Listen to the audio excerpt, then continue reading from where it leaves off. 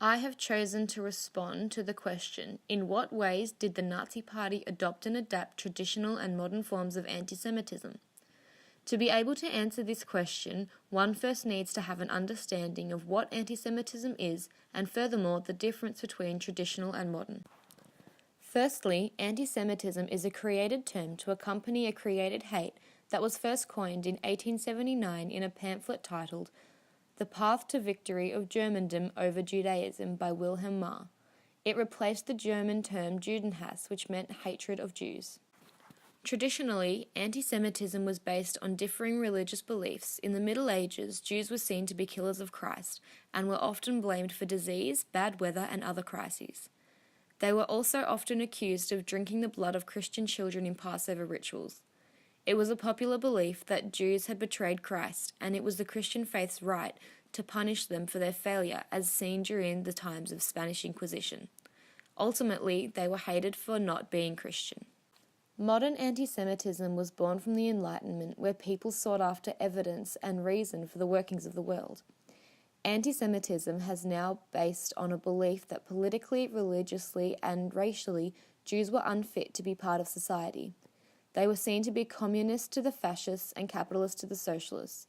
They were on the wrong side of every argument regardless of proof. Racially, they did not fit into any of Johann Friedrich Blumenbach's 5 categories, which were created in 1779 based on research done on the crania. The 5 categories in the classifying system were Caucasian, white Europeans, Mongolian, East and Central Asians, Malayan, Southeast Asian and Pacific Islanders, Ethiopians, Sub-Saharan Africans and American, and Indigenous Americans. During the 1930s and 40s, the strengthening of Germany was a major priority considering the damage done after World War I and the Treaty of Versailles. In 1933, the Nazi Party came to power and established a dictatorship under Adolf Hitler. Anti-Semitism at the time was already in existence, and so Hitler's anti-Semitic attitudes were well received by most Germans.